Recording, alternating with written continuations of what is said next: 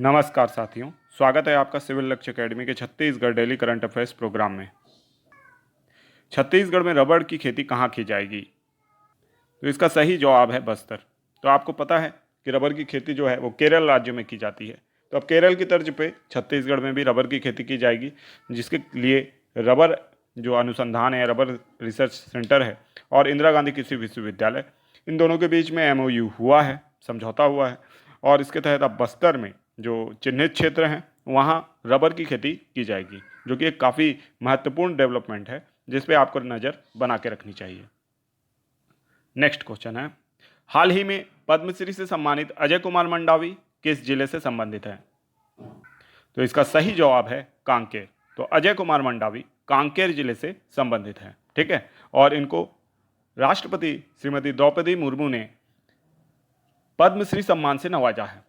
काष्ठ शिल्प की कला में ये महारत हासिल किए हुए हैं और जिला जेल में बहुत से जो कैदी हैं उन्हें काष्ठ शिल्प में इन्होंने शिक्षा प्रदान की और उन्हें काष्ठ शिल्पी बनाया है। तो अजय कुमार मंडावी, इनका बहुत ही महत्वपूर्ण योगदान है जेल के कैदियों को रोजगार उपलब्ध कराने में और कौशल विकास करने में भी इनका योगदान है। इसलिए इन्हें क्या मिला है? अजय कुमार मंडावी जी को पद्मश्री सम्मान मिला है राष्ट्रपति के हाथों।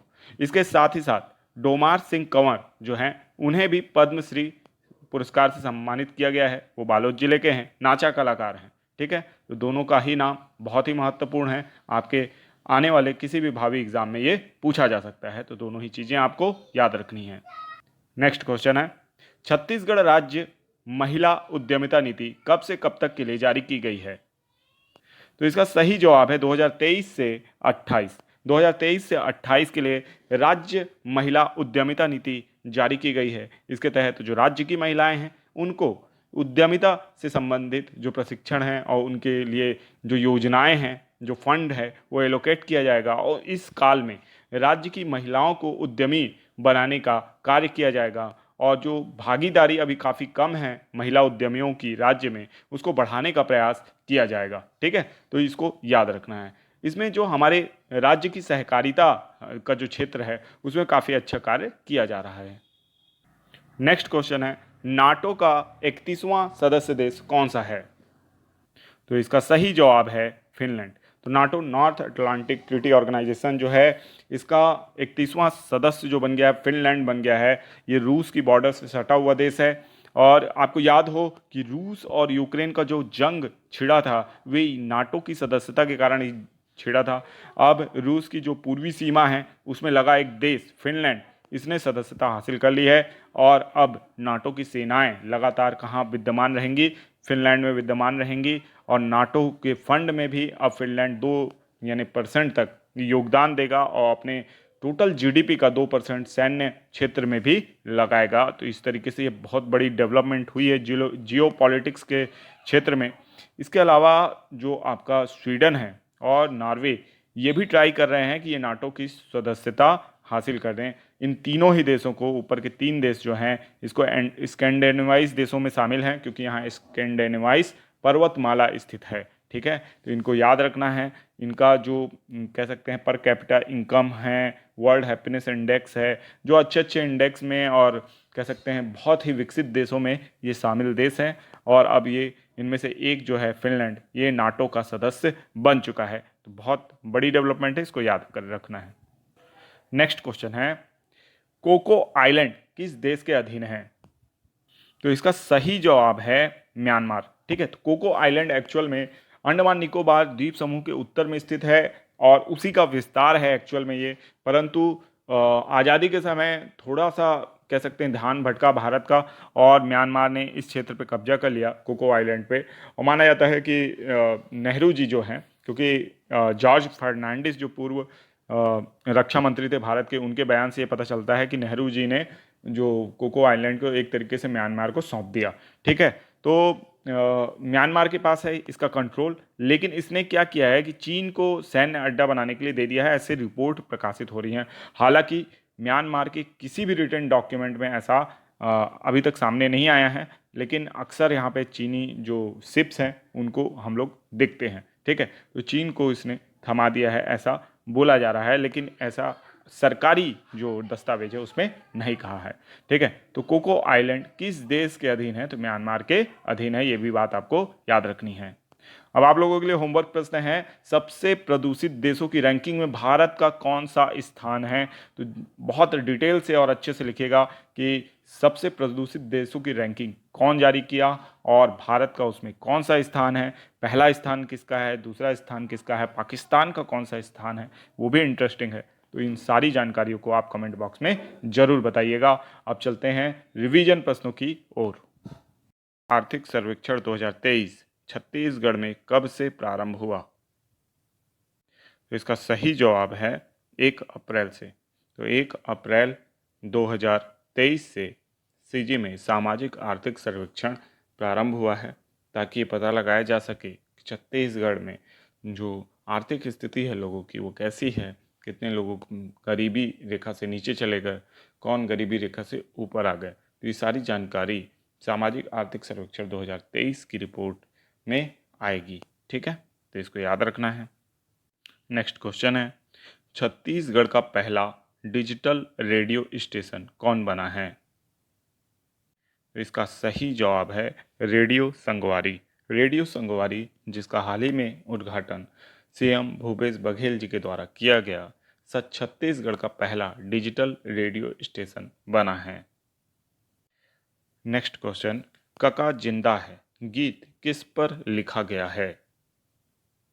इसका सही जवाब है मुख्यमंत्री भूपेश बघेल पर। तो कका जिंदा है ये जो गीत है सीएम भूपेश बघेल पर लिखा गया है, और इस गाने का विमोचन भी मुख्यमंत्री श्री भूपेश बघेल जी के द्वारा किया गया है। दिलीप ताम्बकार जो थे, उन्होंने कका जिंदा है गीत लिखा और इनको बधाई दी है मुख्यमंत्री भूपेश बघेल ने। नेक्स्ट क्वेश्चन, यासी जैन का संबंध किस जिले से है? तो इसका सही जवाब है रायगढ़ जिले से। यासी जैन का संबंध रायगढ़ जिले से है।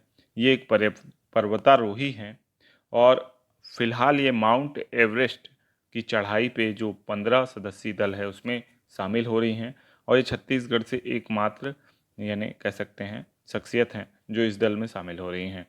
इससे पहले भी यासी जैन ने ट्राई किया है एवरेस्ट पे जाने का, काफ़ी करीब पहुंची थी, लेकिन मौसम खराब होने के कारण इनको रुकना पड़ा। अब ये पुनः ऐसा प्रयास करने जा रही हैं।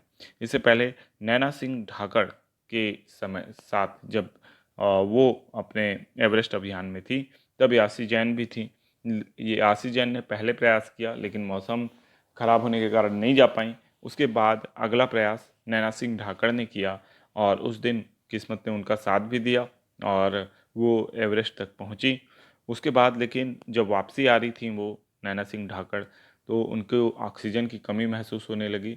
उस दौरान यासी जैन ने ही उनकी मदद की और उनको नीचे लाने में सहयोग प्रदान किया, जिससे कि नैना सिंह ढाकड़ की जान बच सकी थी। ठीक है, तो यासी जैन बहुत ही अनुभवी पर्वतारोही हैं। 3 से 4 महाद्वीप के जो सबसे ऊंची चोटियां हैं वो पहले ही इसकी चढ़ाई कर चुकी हैं। नेक्स्ट क्वेश्चन है, शिवाजी का मंदिर छत्तीसगढ़ और किस राज्य की सीमा पर बनाया जा रहा है? तो इसका सही जवाब है महाराष्ट्र। तो महाराष्ट्र और छत्तीसगढ़ की सीमा पर शिवाजी का भव्य मंदिर बनाया जा रहा है, याद रखिएगा। स्लेनेक्स 2023 युद्धाभ्यास भारत किस देश के साथ करेगा? तो इसका सही जवाब है श्रीलंका। तो भारत और श्रीलंका जो है स्लेनेक्स युद्धाभ्यास करेंगे। ठीक है, तो इसको याद रखना है। ये युद्धाभ्यास कहाँ होगा? तो श्रीलंका की राजधानी जो पहले कोलंबो थी, तो वहाँ पे होगा। नौसैनिक अभ्यास होगा ये, और 10वां स्लेनेक्स युद्धाभ्यास ये हो रहा है। इसके 2 फेस होंगे जो कि 3-3 दिन के होंगे। ठीक है, तो इसको याद रखना है। इसके अलावा अभी हाल ही में बाल्टोप्स 2022 जो था नाटो देशों का युद्धाभ्यास था, है ना। साइक्लोन्स 1 जो था भारत और मिस्र, नसीम अल बहर ओमान और भारत का था। अग्नि वॉरियर्स जो था वो भारत और सिंगापुर का युद्धाभ्यास था। ठीक है, तो ये सारे युद्धाभ्यास के बारे में आपको याद रखना है। नेक्स्ट क्वेश्चन है, सारा थॉमस का संबंध किस क्षेत्र से था? तो इसका सही जवाब है उपन्यासकार।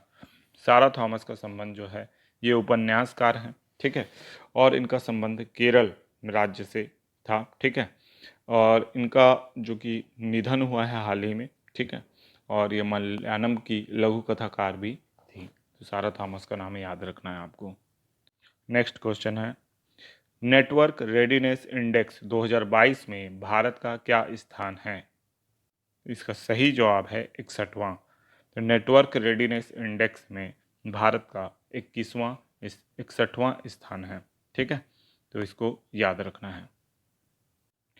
अब इस इंडेक्स में फर्स्ट नंबर पे कौन है? तो यूएसए है, लास्ट चार्ट है, कुल देश 131 थे, ठीक है, तो ये सारी जो जानकारी है आपको इससे याद रखना है, और पोर्टुलांस संस्था द्वारा इसे जारी